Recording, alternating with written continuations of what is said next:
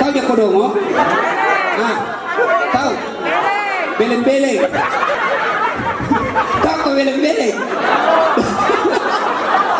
Tahu kodomo? Tahu nggak? Kau itu semua. Batena nasisa suamina kalau dapat WhatsAppnya sekalinya anak nanda nadidi dia ndak bingung. Tak balik ibu. Kalau suami tak nakal ndak ada urusan dia tanggung dosanya. Dia ndak, ibu-ibu bersyukur sebagai istri. Itu suami bu, dia tanggung dosa tak.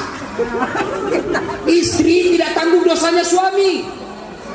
Dengar saya ulang. Suami dia tanggung dosanya ketika istrinya tidak pakai jilbab, ketika istrinya tukang gosip, ketika istrinya suka jalan tanpa izin. Suaminya nanti disiksa di akhirat. Itu suami istrimu. Kau tidak didik dengan baik. Tapi kalau ibu sebagai istri aman, suamimu pemabuk, suamimu tidak sholat, suami tukang tipu, suamimu makan uang haram, istri tidak tanggung dosanya suami. Maka jago juga ngomel. Ini sepakat dulu. Kenapa saya bela?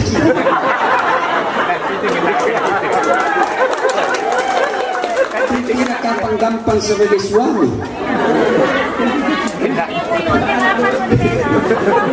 Ibu bapak saudara-saudara sekalian, maka kalau mau menghadapi sakaratul maut dengan baik, muliakan orang tua. Nah sudah keluar nyawa, ya keluar nyawa demi mati, datanglah kita melayat. Boleh diminta tomate. Sayang 1000 sayang kalau kita datang melayat, banyak yang menginjak-injak sunnah Nabi.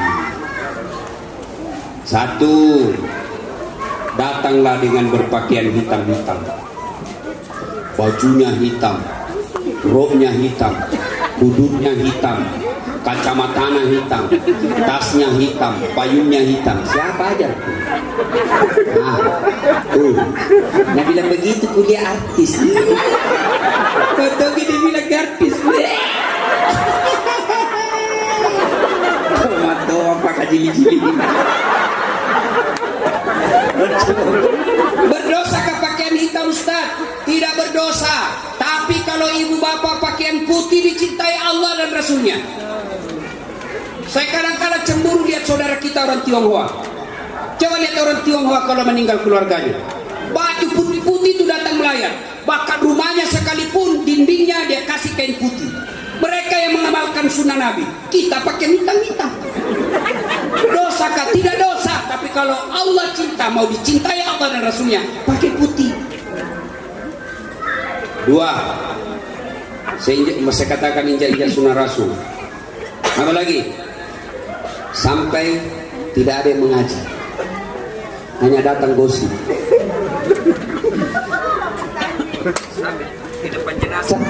Depan jenazah ada orang lewat, mulai masuk itu nggak lihat-lihat, lihat-lihat terus si kopi ini tuh nggak cerita tapi mulutnya dong.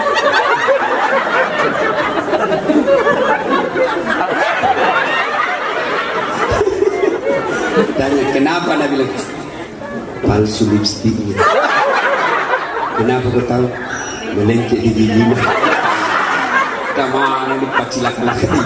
Oi bu, oi bu, biar ustaz juga nak gosip. Itu lagi ustaz. Itu ji bajuna waktu di YouTube. Ustaz pun dia gosip. Ketawa baru kau semua nak kena. Kalau datang ke melayat ibu, majelis taklimku di Makassar saya bilang, ibu-ibu kalau datang melayat sudah ada wudhu. Sampai di situ duduk, kalau bisa bawa surah Yasin. Tidak bisa ngaji baca Yasin karena waktu kepepet, baca Al-Fatihah sebanyak-banyaknya. Berapa kali? Sebanyak-banyaknya. Niatkan untuk orang meninggal. Tidak sempat Ustaz, minimal baca Qul Huwallah 3 kali. Tidak sempat juga Ustaz, diam-diam kau saja. Diam kau saja. Tidak sempat juga, cepat aku pulang. Karena betul rumah cerita salah. Jelas? Jelas? Nah, yang ketiga, tidak ada yang sholat jenazah. Saya hampir tidak pernah melihat ibu-ibu sholat jenazah.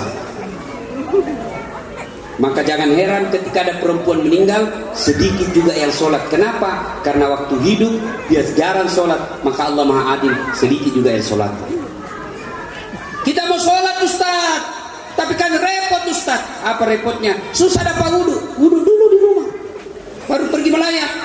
Tidak bawa kudu Ustaz, bawa pakaian sholat. Tidak dapat kita tanpa wudhu Ustaz, boleh tidak wudhu.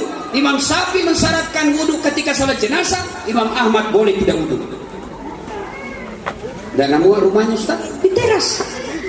Terasnya juga sudah penuh aspal, jalan raya. Boleh, yang penting jangkau di depannya jenazah. Saya tidak tahu sholat jenazah Ustaz, ikut saja sama imam, takbir 4 kali, tapi jangkau ruku. Kalau ruku kok malu sendiri deh.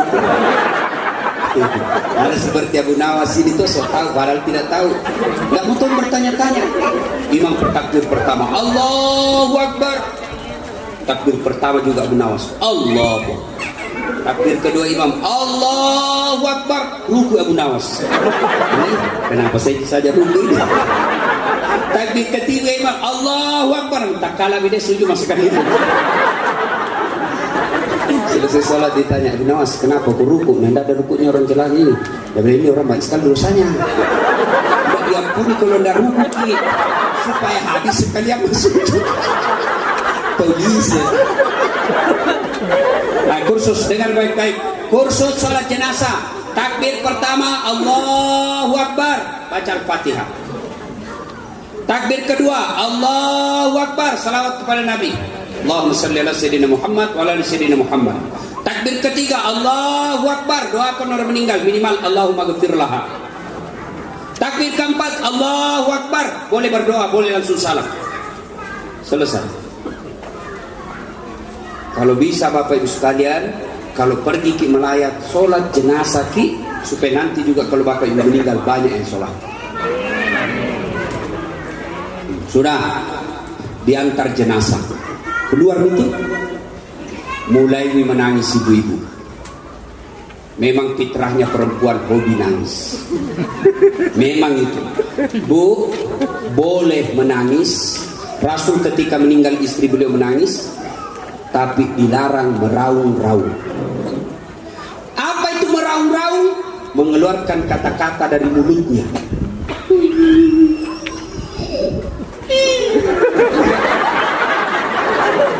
Ada orang kayak sindrili, kayak kecapi.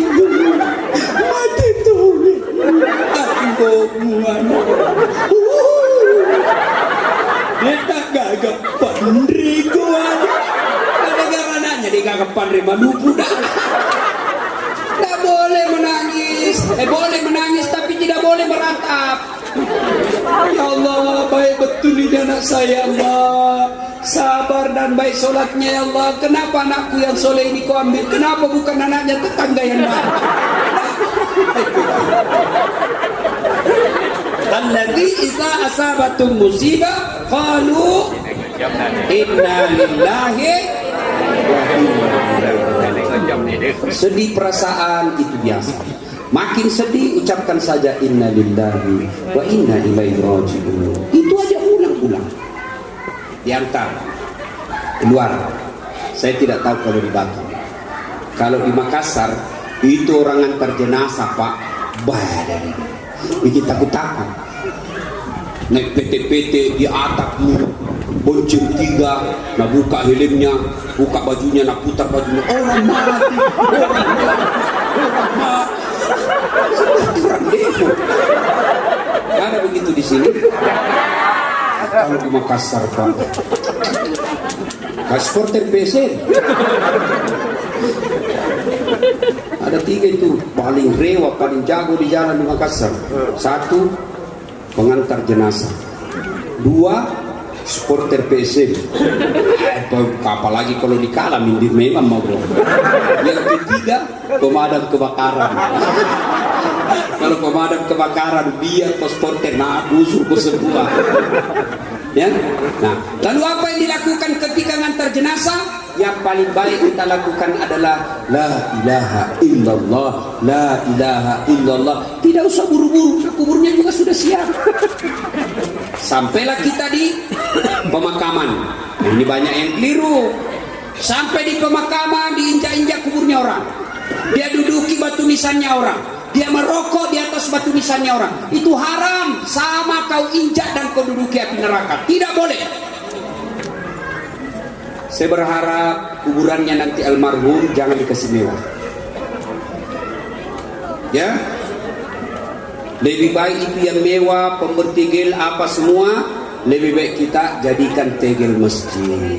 Sederhana saja. Ya, jangan sampai pemakaman itu menjadi status sosial. Oh, kuburnya haji ini yang kaya, kuburnya ini yang miskin. Nah, jangan begitu. Ya, tidak dicontohkan oleh Rasulullah. Kalau sudah terlanjur, ya nanti haulnya diperbaiki lagi. Nggak usah dikasih mewah-mewah. Ya, itu ya paling bagus saja ada tandanya, ada namanya satu batu nisan. Nggak usah lagi dibikinkan rumah yang mewah.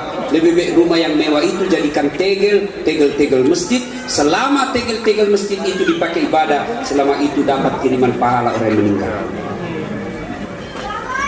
Sudah, masuklah kita di kubur. Banyak yang salah paham. Dia bilang di kubur orang tidak disiksa, Ustaz. Siapa bilang?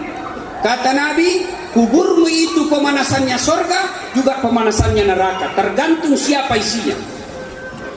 Ketika pengantar jenazah sudah pulang, datang malaikat. Namanya penjaga kubur. Kalau orang baik meninggal, tenang. Maka ditanya 5 perkara. Tapi kalau baik sholatnya Bapak Ibu sekalian, tidak usah pusing, tidak usah cemas, karena pertanyaan-pertanyaan malaikat bukan kita yang jawab, tapi sholat kita yang jawab. Begitu ditanya, man rabbuka, siapa Tuhanmu? Sholat kita akan menjawab, Allahu Akbar. Malaikat berkata, itu wah hebatnya, barusan saya dapat ini. Ditanya dia jawab Allahu Akbar. Ditanya lagi, man nabiyuka, siapa nabimu? Salat kita menjawab lagi, asyhadu alla ilaha illallah wa asyhadu anna muhammadar rasulullah. Mungkar berkata, kir, kau maju nakir. Nabi bilang nakir, sedangkan kau mundur, apalagi saya. Saya diwakili, kau aja menyerah, saya lah. Akhirnya malaikat tidak memperlanjutkan pertanyaan 3, 4, 5. Dia naik ke arasnya Allah. Ya Allah, ada hambamu mati. Saya tanya, man rabbuka? Dia jawab, Allahu Akbar. Allah berfirman, oh itu bukan hambaku yang jawab, tapi sholatnya. Karena dia baik sholatnya, tidurkan dia untuk menunggu nikmatnya. Tidur seperti pengantin baru untuk menunggu hari kiamat. Bayangkan. Bagaimana enaknya pengantin baru? Yang kau ketawa anak muda ini. Itu kalau pengantin baru apa biasa dulu, cepatnya pagi. Ya toh? Kalau orang baik sholatnya. Kalau tidak beres sholatnya, sholat juga tapi hari Jumat saja. Paling terlambat datang, paling cepat pulang. Begitu khutbah dia tidur. Kata malaikat Nabi bilang, oh betan lo tajam silakan. Kau nanti mega bicara ceramah ki. Tanyalah dia, mana buka siapa Tuhanmu? Kaget langsung, tunggu dulu orang baru datang. Biar malaikat mau lagi juga. Ditanya lagi, mana buka siapa Tuhanmu? Kaget langsung dijawab, ketuhanan yang maha esa. Langsung disemes. Nah, di alam kubur kita menanti Pak. Berapa lama kita menanti tergantung datangnya hari kiamat. Bayangkan Pak, mereka yang hidup dan meninggal 1000 tahun yang lalu, 100 tahun yang lalu, kakek leluhur kita 200 tahun yang lalu yang meninggal, sampai sekarang Pak masih ada di kuburnya. Bagaimana kondisinya di kubur? Tergantung awalnya. Bupati ini anak rupa tawe, wijawijana Adam. Maka dia Nabi tak petumanan ni amalmu. Putuslah segala amal-amalmu kecuali 3 hal. 1, anak yang soleh dan soleh. Saya berharap anak-anaknya Haji Permata jadilah permata buat bapak. Jadi permata buat bapak. Keterlaluan kalian kalau tidak baik sama bapak. Nah tinggalkan kau rumah yang baik. Nah tinggalkan kau harta yang cukup. Jadi kalau kau si salah-salah gara-gara harta, dek gagas sirikmu. Garupak tahu kau nasa ngobi. Baik-baik sama orang tua. Bagaimana cara berbuat baik sama orang tua, Haji Permata? Gampang, satu, doakan. Bagaimana cara mendoakannya? Tidak banyak kita minta, tidak harus bahasa Arab. Ya Allah, ampuni dosa bapakku. Dua, terima amalnya. Karena ada amal tidak diterima. Amal yang bagaimana? Bagi-bagi sembako, bagi-bagi kudung karena pilkada. Pilcale. Ini ada kudung, tapi mau dicoblos. Oh, dia nalet tuh bos. Tapi kalau ada seperti itu, kita doakan, tidak ada mustahil. Ya Allah, terima kodong amal-amalnya bapakku. Yang ketiga, lipat gandakan segala kebaikannya. Kalau amalnya meninggal cuma bawa 10 karung baik kebaikan, maka kita minta jadikan 1 juta karung, lipat gandakan. Yang keempat, lapangkan alam kuburnya, jadikan kuburnya menjadi taman-taman surga. Itu saja. Jadi setiap selesai sholat, adik-adikku ini, anaknya almarhum, setiap selesai sholat minimal bacakan Fatihah. Bagaimana caranya? Ila hadatin Nabi Mustafa Muhammad sallallahu alaihi wasallam, summa khususin ruhin Haji Permata Al-Fatihah. Baca, termasuk istri-istrinya. Ini enaknya kalau banyak istri. Banyak doakan kita. Ya. Yang ketawa. Serius. Kalau bapak 1 istri, ayo 1 didoakan. Gas be, bang. Kalau 4, masya Allah. Nah bilang orang 1000 istri kalau 4, siapa bilang tuh? Nggak ada ribut. Saya di rumah 4 istri tidak ada ribut. Alhamdulillah 4 istri di rumah saya tidak ada ributnya. Istriku, istrinya adekku, istrinya kakakku, istrinya tetangga, 4 istri tenang-tenang dia. Ayo, ya doakan adik-adikku, doakan bapak minimal selesai sholat doakan. Yang kedua, masuk di kubur yang bisa menyelamatkan kita apa? Sedekatun jariah, sedekah. Soal ini saya yakin Haji Permata, Pak. Amin. Banyak orang dibantu, Pak. Ibu-ibu, yang banyak cincinnya, yang banyak emas berliannya. Kalau mati ibu, siapa pakai itu cincin berlian? Nah, siapa? Nah, anak, istri kedua. Masolak kalau seke.